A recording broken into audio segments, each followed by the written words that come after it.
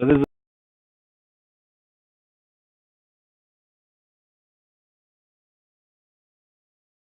the video to show what I'm currently working on in FSS.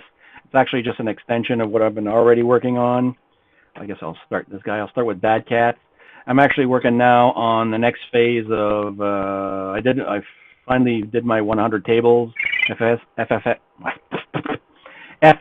tables, and so now I'm moving on to the next phase of what I was planning on doing, which was now to adjust. Be able to globally adjust. I hope I have that. Oh, no, I forgot. Hold on.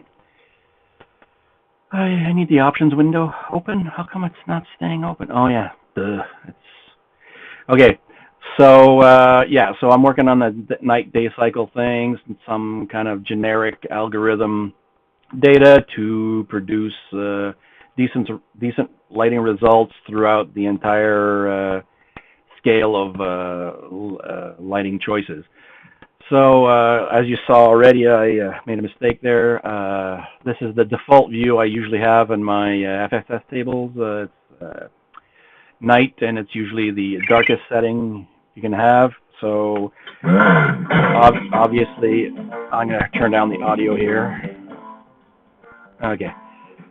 Obviously, the game still looks exactly the same as it would look prior to this modification in the lighting calculations, and but now a user can modify the light to what they like without any kind of like odd lighting effects or inconsistent lighting.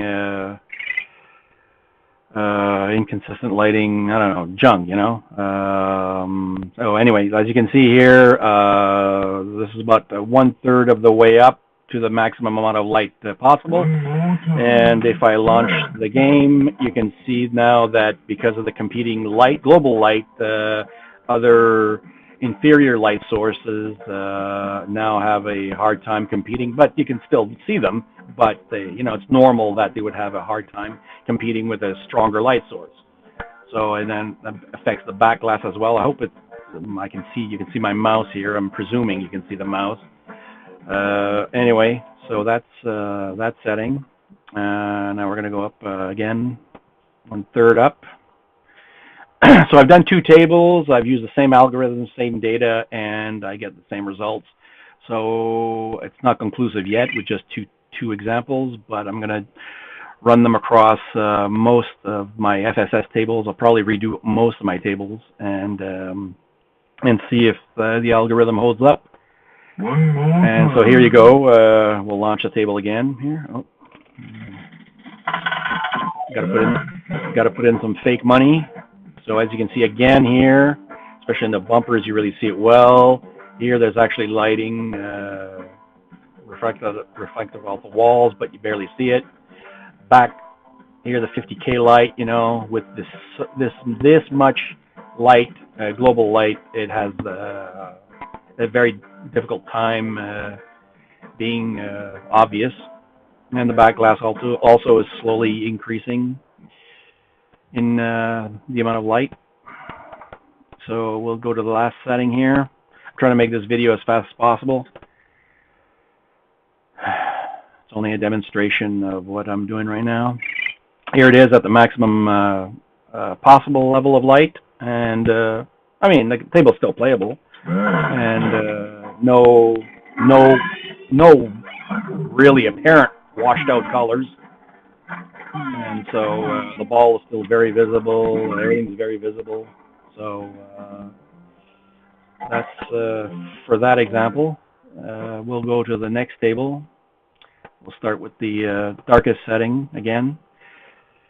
This table I had a problem. I delivered it on the vPinball website, and I found that there was some kind of weird glitch.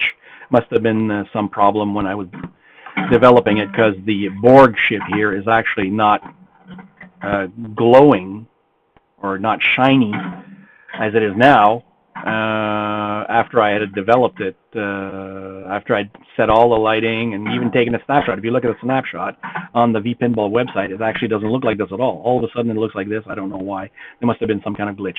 Anyway, this is what it looks like in the darkest level of lighting. The back glass always has these shadowy areas, and in general the lighting is pretty dark.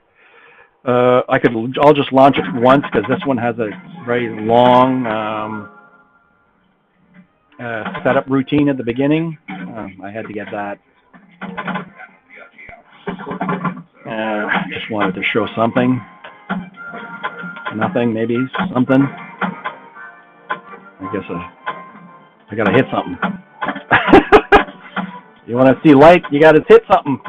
Okay, never mind. Okay, we'll just go to the next thing I want to show. So we got the third, just like the other one, but I could set it to anything. I mean, I could set it down to 10 here. We'll just do a really quick what it looks like here at this stage. One notch up, which is one notch of 10 notches, but it's really actually 100 different spaces. And the quality of the light will change based on whatever the setting that is. It doesn't matter what you set it to. Here you can see already a good amount of light is coming in. Global lighting is being introduced, and it's not a linear curve, so you got to expect that.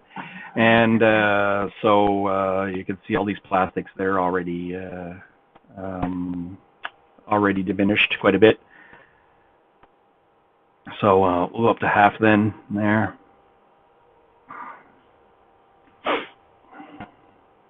So like I said, I use the same algorithm, same data to produce this effect, and I think the results are pretty decent. Now anyone who plays these tables can play it at whatever light setting they like. You know, they don't have to be forced to play what I really like, which is at night. But yeah, you know, I mean, if you want to look more at the table and less at the lights, well, then you'll set it to a more daylight setting. And as you can see here, you know, the flashers are now affected by the amount of light. They're having a hard time competing with the light. These heavy flash bulbs are also having a hard time. And these areas that are lit obviously are going to get more and more bright as more light is introduced and shinier. And the back glass is also losing all of its shaded areas to be fully lit. So we'll go to the next. We'll drag it up to the maximum here. Again, as the other table, even with maximum light, the table is still playable. All of the system lights, or all the flasher lights, they're all visible. You know, you wouldn't be, there'd be no confusion as to what you were supposed to do in the game. I mean, if a light was blinking, you would still see it. So even in maximum setting, you don't get any weird anomalies. People might argue that this is kind of a strange anomaly, but I mean, it is a chromed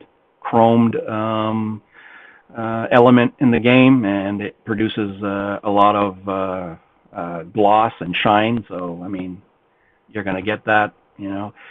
And most tables don't have elements like that, so that would not appear somewhere else. But yeah, right now at this stage, I'm very happy with the results. You can see the background as well shows up, whereas when you go in the dark, it completely disappears if you have a background.